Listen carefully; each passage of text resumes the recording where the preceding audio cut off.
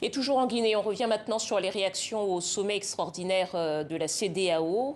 Hier, les chefs d'État de la sous-région ont émis un ultimatum.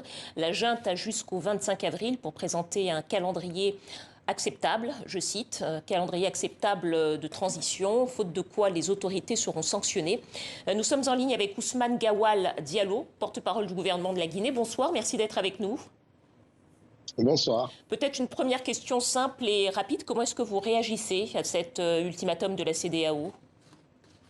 Disons avec beaucoup de déception de voir que la CEDEAO continue de vouloir régenter la Guinée et certains pays africains sous le diktat de calendrier ou d'injonctions qui ne tiennent pas compte du contexte dans lequel notre pays se trouve et ne tiennent pas compte de la volonté des populations guinéennes de sortir de cette transition.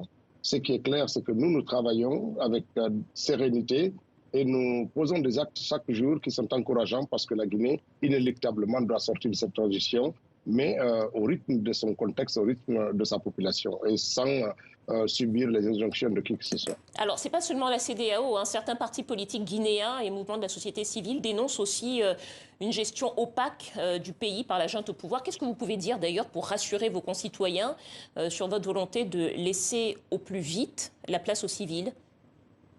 Il est légitime que les acteurs politiques et certains acteurs de la société civile s'interrogent. Ce qui est clair, c'est que nous allons vers un dialogue politique qui va permettre de rassurer les uns et les autres.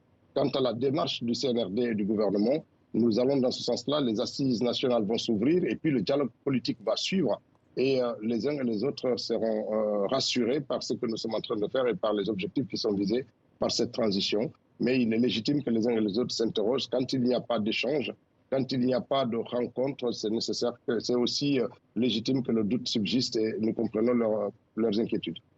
Monsieur Diallo, on a montré il y a quelques secondes les images de la démolition de la cité ministérielle à Conakry. C'est une démolition qui a été ordonnée par les autorités. L'opposant Cellou Dalein Diallo indique que sa maison a été détruite, alors même qu'il avait contesté son expropriation et que son dossier était en cours d'instruction. Pourquoi une telle rapidité? Pourquoi ne pas avoir attendu finalement que la justice joue son rôle et fasse son œuvre? Écoutez, le CNRD a décidé d'agir ainsi parce que les programmes de reconstruction sont urgents et qui sont sur la table. Il faut avancer. Cela n'entrave pas, en fait, en tout cas, n'empêche pas la justice de continuer son chemin. Les processus judiciaires prennent le temps qu'il faut sans aucune interférence de l'exécutif. C'est-à-dire que si la justice accède à la demande de M. Cellou Dalein Diallo, la maison est déjà détruite. Qu'est-ce que pourra faire qu'est-ce que pourront faire les autorités de transition? L'État se pliera à la décision judiciaire, quelle qu'elle soit. Ousmane Gawal Diallo, porte-parole du gouvernement de la Guinée. Merci à vous d'avoir répondu à nos questions. Merci. Merci beaucoup.